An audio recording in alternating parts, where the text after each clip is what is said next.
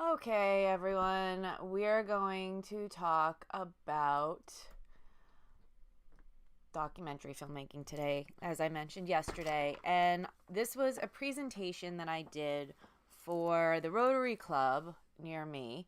They asked me to speak on documentary filmmaking after my movie, New Jersey 350, won a number of awards and had been included in the local film festival. And they just said, you know what, this would be a good thing to talk about. In the midst of this, I was actually reading a lot of media books. I always do. I like it. I find it interesting, media studies, and I majored in it.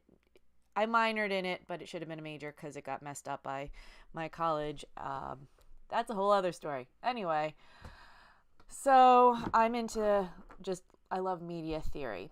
And this is a documentary filmmaking presentation. I'd like you to keep in mind that the political climate was much different because this was presented during the Obama years. It shouldn't make a difference.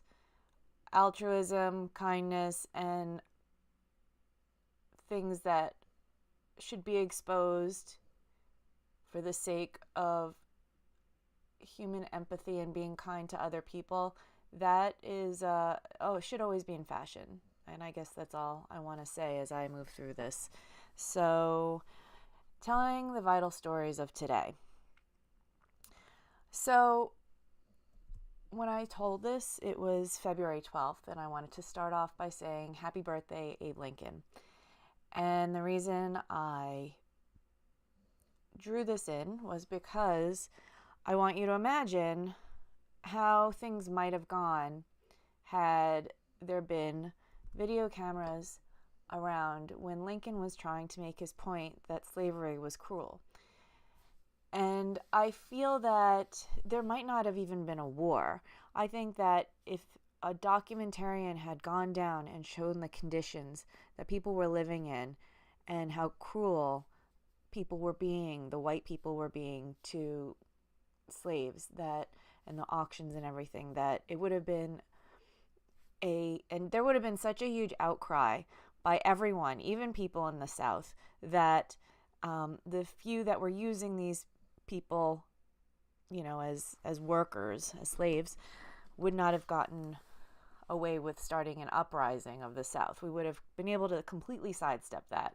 So we weren't able to do that, and thus it resulted in a lot of war, and even we could say continues on to this day that the cruelty is not acknowledged, and which is why sometimes there are areas of this country that still, I don't even want to get into it. It's, at the forefront of my mind because of how the political things have gone since I've given this lecture. But anyway, I think that slavery would have been abolished much more easily had there been video cameras. So this is the importance of documentary, okay? And to give an overview about what I'm going to talk about, there's been a big change in how the news has been managed over the last several centuries. So if we go back to newspapers during the Revolution, they were a huge part in helping with the revolution. They were also still used as propaganda, and both sides were doing it. It has always been a tool of propaganda. So I don't want to say that the revolutionaries weren't doing it, and I'm not going to say that the English weren't doing it. But especially today, what's changed over the last 50 years is that as media has been owned by fewer and fewer people, more and more of the same talking points have become talking points. And I'm not going to get too into this because I feel like people already know that. This was cutting edge 20 years ago, okay? When I was in college, it was like, really? That's happening? That's impossible. They're all independent. Well, the thing is, if you think about how big business, the laws that benefit big business will benefit all big businesses. And if all those media outlets are owned by big businesses, of course they're going to advocate for themselves. And so that leads to a lot of what's not news. And this was a section of one of the courses I took in college, What's Not News. And I found it to be very interesting. my professor in analyzing, in general, all the things that make news what it is in modern days just kind of blew my mind and changed me forever. People are catching on now that the news is very much manipulated, but back then, people were just starting to catch on. And to somebody who was fresh out of high school and knew that politicians lied and blah blah blah, I was aware of that, but I wasn't aware of the extent to which the media colluded with that. And I shouldn't use a word like colluded, because that seems to be like a trigger word right now. But seriously, like and I'm talking both sides. I want to also make clear, I'm feeling very cautious about how I speak. I'm not talking about one side or the other. I'm talking about everybody doing it. And here's the thing. Before I go any further, I want to talk about documentaries, and I'm going to talk about it as the new fourth branch. And media has always been the fourth branch of government, I would say, the not acknowledged branch. But I'm going to say that the difference between doing a documentary and stating something as the news is that the news says we are completely unbiased, and this is just the truth. And documentaries get to say, you know what, this is how I see it, and this is how I'm telling you, I'm showing you how I see it and how I think it can get better. And I feel that if enough people watch a documentary and say, you know what, that is an excellent way to look at it, and I like these solutions, then progress can be made. Because I feel that documentary not only has the power to find the people in agreement, but also find people who maybe are not in agreement, but sway them. And so that sounds like propaganda, but what I'm going to also add is my intention in explaining this. Please do tell the truth and don't try to manipulate anything to fit your agenda. That is where the propaganda happens. If you in your heart know that you are not completely being upfront and just showing something in order to tell your piece, then it is propaganda. So there is an element of fair and balanced, but so be honest, and also be clear that you of your stance in the documentary, and I think that'll come through anyway, but don't manipulate it. Don't manipulate the presentation of it through editing or anything like that, okay? I'm not encouraging that, and that is kind of how things kind of get to an can't even say it, escalates to how things are today, because that's all that we are presented with, it seems, all the time. Anyway, so there are limited voices in the media, and these are some of them, and they are telling us what the talking points are and there's a little bit of variation in here, but there's really not a lot. And again, if there's a spectrum from A to Z of what the voices can be heard, even if you go out here, this, the spectrum is basically like A to L, A to M. It's definitely not A to Z, and just to keep that in mind, okay? So a lot of stories are not being covered because a lot of them are too complicated to be covered. They go too deep, and that can be boring or complicated or not get, people might not want to watch it, bad for ratings. I think that the reason why John Oliver is doing so well is because he does deep dives into these issues, but makes it entertaining through comedy, and that's a good thing. So when he goes for 20 minutes about nuclear, war and nuclear warheads that we still have here in America, that is generally not something people think about that much. But when you do a deep dive, you get to know all the issues in addition to being entertained because it's funny. So but a lot of the time it's too boring. And Noam Chomsky talks about how if we held the stats of, I don't know, we'll go back to nuclear bombs since we're having that conversation. If we got excited about those statistics as much as we did about sports, and maybe it should be reported in a way that's more like sports rather than in the somewhat dry way that it's reported commonly, then maybe people would get more excited about these issues. Again, going back to last week tonight, that's kind of, they don't just list statistics, but I'm just saying, wouldn't it be cool if like they went, and in tonight's game we have, I don't know, like CO2 levels dropping by 10% in the next, I don't know, but wouldn't that be cool if we could report on social issues and like maybe endangered species in the way that we report sports? And it's a shame we have to dumb it down like that, but wouldn't that be, maybe people would be more interested in it. And if we have to dumb it down in order to save elephants, let's do it, Anyway, so a lot of the time there's a whole pack mentality, and that's another reason why things are not covered. Sometimes there are conflict with ownership and advertisers of these media companies, and that is also very, very common. And what's nice also, well, I was going to say what's nice lately is that when something does cross the line, people start boycotting the advertisers, and I think that is necessary too. So props for people who do that and for that voice being expressed, because we can control things with our purchasing power, and a lot of the time they don't like us to know that. So, but the conflict with ownership I mentioned earlier, why would a big business, advocate rules that restrict big business? You know what I mean? So, and then a lot of the time these stories are too expensive to cover,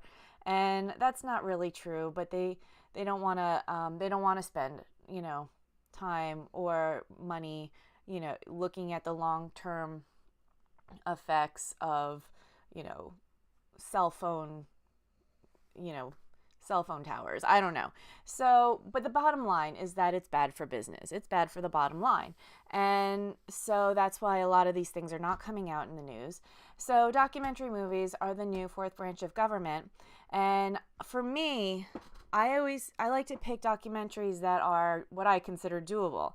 I do not like having to go after grants because it slows me down. I do not like having to get an umbrella nonprofit to take in those grants. That's usually how it works, because it slows me down, because I've done that before and I don't want to do it anymore because I just want to make my movie. I'm a filmmaker. So sometimes you can have some of these things, but a lot of the time it is just the cost is time and love and focus and your mind power, and there's no advertisers. A lot of the times you can keep expenses for a documentary low compared to a narrative movie. The equipment today has definitely made things easier for your average person to go out and shoot documentaries. That means you, and to really keep an eye on things that big media won't. And the thing is also that you can be a newbie at this, and it's okay. I have seen more beginning films at film festivals than I have any narratives, because I think it's much more simple to shoot, and there is a basic formula to it, and ideally you'll go outside that formula to make it a little bit more creative, but really you can go deep with boring material and make it interesting, and that's based in your creativity. And also there's an expectation of news, and not so much on the internet, but definitely in the networks, that they have to have this serious network anchor with their serious tie and their reporting, and that goes back to the Edward R. Murrow days when they all did that, and this is completely unemotional news, and we're going to talk about these children in Syria now. And it just like, you can really because I said earlier, you're telling your story and you're making clear this is where I'm at, and this is what I'm seeing how I'm seeing the world, and within the realm of truth, of course. And you can go deep with that material because people will connect with where you are emotionally with that material. So let's keep going. So the key is to make the boring interesting. And the nice thing about the way things are set up now is they can go viral, they can go to festivals, they can go and be spoken about via word of mouth. The word of mouth stuff happens mostly in major centers like New York and Chicago and Los Angeles, and film festivals also have a bit of a conversation about what documentaries are fantastic. But the thing is, if you're if your documentary is well made and is about something that people haven't thought about and has impact with the few people that see it, because there is definitely a demographic that sees documentaries and that's what they do, and there's definitely a group of people in this world that just never want to see documentaries, but there are a few that will be swayed if they hear it's great. So I recently saw the Mr. Rogers documentary, and I usually watch documentaries at home. I rarely go out to movies to see them, but I'll watch them on Amazon. I used to when I didn't have, Amazon and Netflix, but now there's so many on Amazon that my dance card is full with documentaries. I'm always watching them. But that Mr. Rogers, I had heard so many great things about it online, on Facebook. So I guess word of mouth is, even if you live in the most remote areas, is a viable thing. And I'd seen it I'd heard people talk about it when I went to Montclair Film Festival, and everybody had been speaking about the Mr. Rogers Will You Be My Neighbor documentary. So I went out and I saw it and I loved it. And if you haven't seen it, I highly recommend it. But that was the perfect example. It sounds like such a sleepy documentary because it's Mr. Rogers. And even though we all are kind of aware of that from our childhood, it's sort of like, I don't know, like my first impression of it, that's got to be a boring, before I heard anything about it. But it'll probably feel good, but it's probably boring. Well, no, it was really interesting and actually about activism and really heart-touching, heartwarming at the same time. So that's my little promo for Mr. Rogers' Neighborhood. Anyway, but my point is things can go viral, and I believe the main thesis of that movie is that he was envisioning a kind world, and the regular television was not reflecting the kindness that could be possible and that children need, and the images they need to see versus, people in cartoons blowing each other up, which reflects in the outer world, and who knows how it's affected, people for the last, 50, 60, 70 years watching, little, Warner Brothers cartoons blowing each other up, Who knows what that's done? But somebody saying, I care about you, how that can be an effect, and how that could maybe, get paid forward throughout somebody's life. Anyway, so that's, sorry, I should just make a whole video about Mr. Rogers. Anyway, so find resources to improve the movie or make new and better movies. So I'm not sure what I meant by this point. I'm not really, I did this like several years ago, so I apologize that I'm also not remembering some of I think that's why I just talked about Mr. Rogers for 5 minutes. Anyway, so the basics, there's a technical aspect to making documentaries. The equipment, though accessible, is often easy to use. But you can learn a lot for free on the internet. YouTube can be your best friend, or Linda, or Udemy, or any kind of learning platform. DP Review I really like a lot for cameras, and you can just go in and find out how people are using equipment. If you're doing a documentary just for interviews, you should probably search for 3-point lighting, and that'll give you an idea of how to light someone, and just get a sense of lighting. That's an important thing, and getting nice audio, just to give you a few pointers in here, but this certainly isn't a documentary class or a technical class. So the basics in terms of narrative, I'm just going to say most people today have already a gut level sense of narrative. You grew up watching TV. You know by It's 1 instinct what o'clock. the story arc is. And so you're telling the story, and maybe it's done in chronological order, or maybe there's different topics that make sense and they flow into each other. So a lot of this is done, a lot of the story is told through interviews, but you also don't want to forget B-roll. So when you go, let's say, to an interview, New Jersey 350 was shot at historical locations in New Jersey, so I would go and do the interview, and then I'd spend probably an hour getting B-roll, like looking at the different historical artifacts in each of these houses and getting a master shot of the house and getting master shots of the interior rooms of the house, and that is called B-roll, so that when I edit in the interviews, I have something to show that isn't just a talking head. You can say when one of the women starts talking about an ice cream maker that was made, I can cut to that ice cream maker, like, because an ice cream maker was invented in New Jersey by a woman who lived in the state, and so I could cut to that artifact and that B-roll, and it makes it much more interesting than just staring at a head talking for 2 or 3 minutes, and in a documentary form.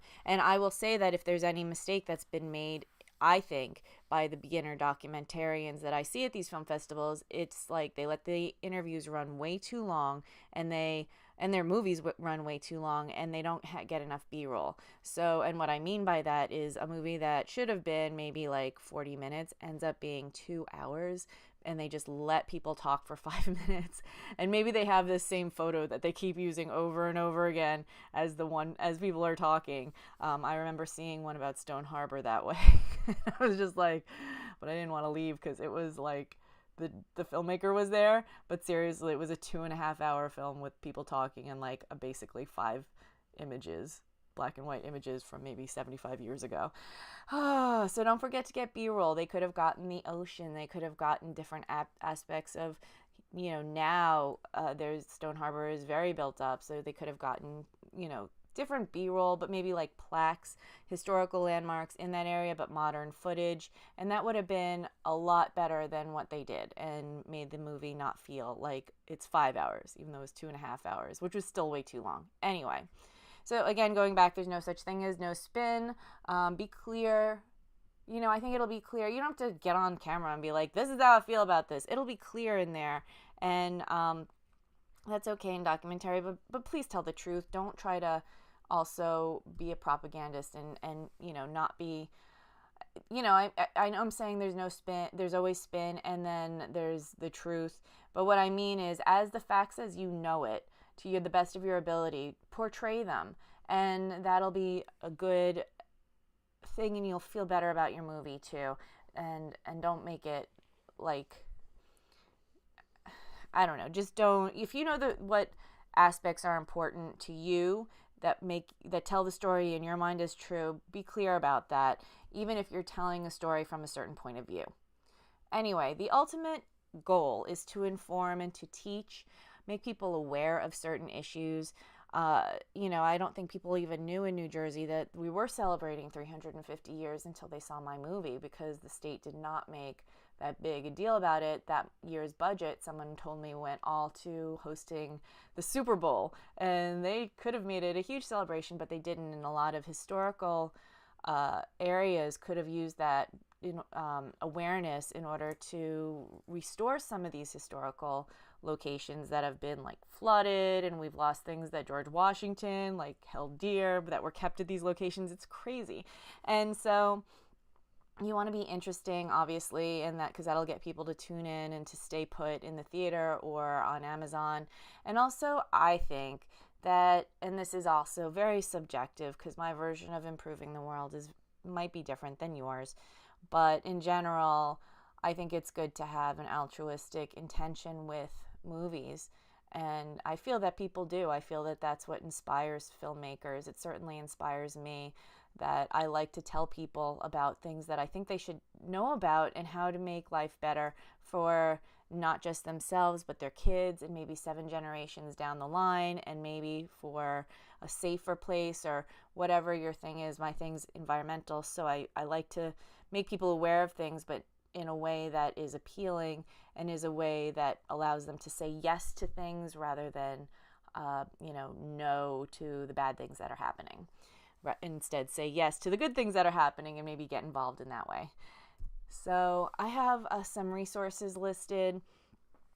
I might post these slides. I'm probably, if you're watching this, you're probably watching this on YouTube, and if I can maybe link to this, or maybe go to my website, I'll probably maybe this will be a blog post. So if you're watching this, you can maybe go to either leslielello.com or howtoproducemovies.com, and you'll be able to see these links or this slide, or maybe I'll just put these links in, because I imagine I can find them again. So these are some of the resources you can use, and some of the references, like John Oliver's clip on net neutrality.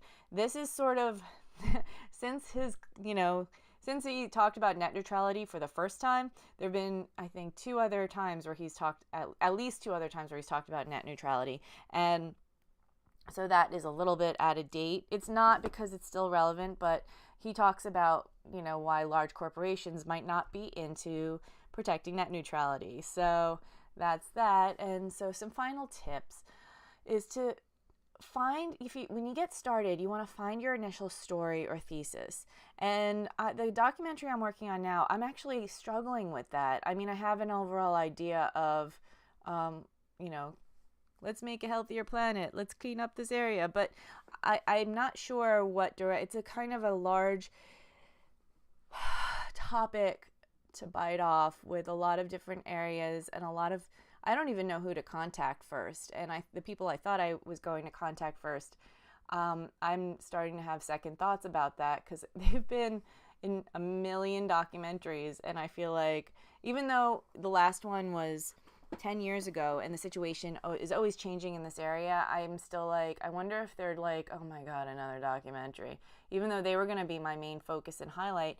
And again, because they're uplifting the area, and because a lot of people, even 10 miles away, don't know what they're doing. I wanted to give them a mouthpiece and give them, raise them up, so that people, like-minded people, could then at least, give them money, give them time, help them with cleanup areas, enjoy the fun activities that they do, which they still make money from, but then they're not like, if they are not into donating money, at least it's like money for service. Like, these are the things that I wanted to do with them, and they're kind of like, another documentary. I don't know. That's a sense I get, because they're not answering quickly, but this is also their busy season.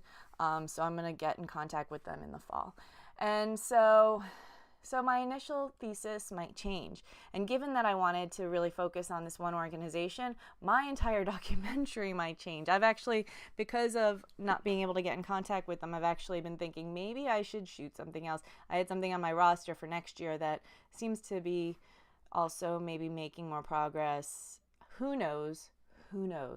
And that's the life of my producing, because sometimes I produce so many things at once, and sometimes it feels crazy, but sometimes it feels like things are flowing as they should, because there's progress being made. And as long as I complete a project in a once in a while in a timely manner, and I know that sounds really like limp-wristed, once in a while I might complete a project, but I mean that sometimes I really do feel like I have all these projects on the table, and one looks like it wants to go, and I make a little bit of progress there, and then that gets shelved for maybe a few months while something else starts emerging, and maybe then that ends up in a halfway shot phase.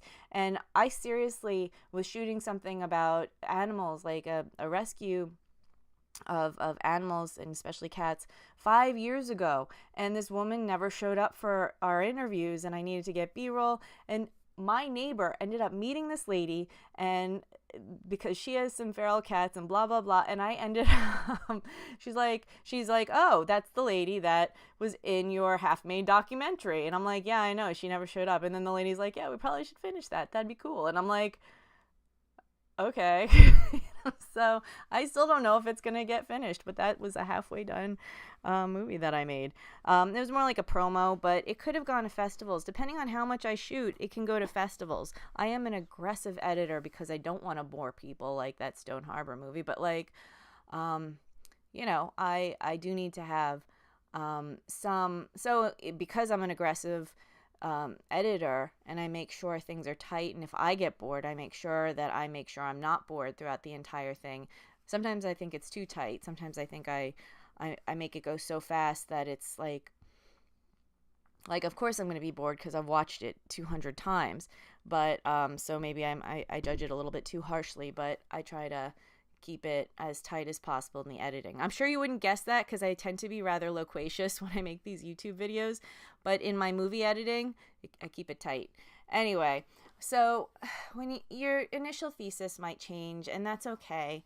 You could also end up being swayed to the complete other side, and wouldn't that be interesting too? I can't imagine, so I've never seen that happen, but yeah. So you want to do research, and that will help you find people to interview, or you already have people to interview. A lot of the times you become aware of things because you know people who are involved in a cause, or a situation, and you cover that, and then you end up doing research. Personally, I like doing the interviews first because that's where you get the juicy stuff, and then you fill in the movie with the research. And that also, although sometimes you need to do the research in order to get really good B-roll, because those are the connecting points between interviews and between topics within the documentary. So within that, you look for things that interest you the most in your in making a documentary that will probably be of interest to your audience too. And that's true too. So you want to, when you get excited about something, that you should like flag that in your mind as something you need to cover, because that is something you're probably going to shoot and talk about with your interviewees quite well, because you're excited about it. And that excitement will read with the audience and make them more interested in your movie.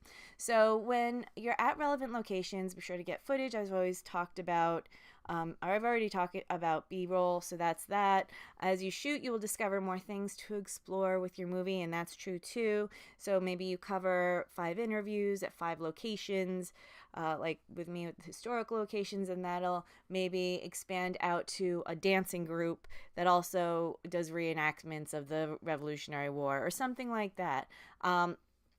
So you might want to, what helps is when, if you're doing like a really extensive movie, ask for references from your interviewees.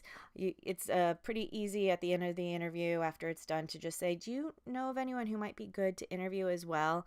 I'm going in this direction, and if you have any thoughts, since you're an expert in this topic or whatever, maybe it depends on the topic. In terms of historical issues in New Jersey, like historical facts and everything, I was able to frame it like, do you know anybody who's an expert who you think might be good for me to get in contact with? Can I use your name?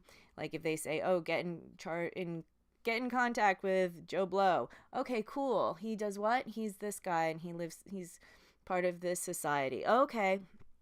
Can I say that you recommended that I do this, that I get in contact with him? Sure, that's fine. And that's usually how it goes, if they have a good experience with you with the interview. And I did get a few interviews like that for my movie. So that's another possibility for getting more information and more B-roll. And this was just my end card because I was doing this for business owners in the area, and I just said you can contact me to find out more about my movie, about me, and about Firewalk Productions, because I also shoot promos for local businesses, which are like mini documentaries about people's businesses. I like to call it that, and it frames it in a more creative way. And I think that makes it better than like a boring, hi, we're from ABC Industries and we're doing blah blah blah. If you can make it feel more like a documentary about somebody's like maybe solo entrepreneur business or Etsy business, then it becomes a creative endeavor to create a promo. And so that's just how I look at it. But in general, this is just hey, this is who I am and this is what I do in terms of producing and directing. And so that's it for the presentation. I think that's my last slide. I'm going to zip back up to the top and go back to the beginning slide. Woohoo! And that's it. Thank you for watching. I hope this was helpful to you. And you can, well, actually, if you like it, the video, please press the like buttons. Please subscribe. And I have a ton of links below, at least to my stuff, website, all that. You can check it out. And I will look for those links that I had in this packet so that you can also go there to check out some of the references that I had on that one slide. Thank you so much for listening. I love that people are watching this kind of stuff and watching my channel, and I really do appreciate it. Have a great day, and I will talk to you soon.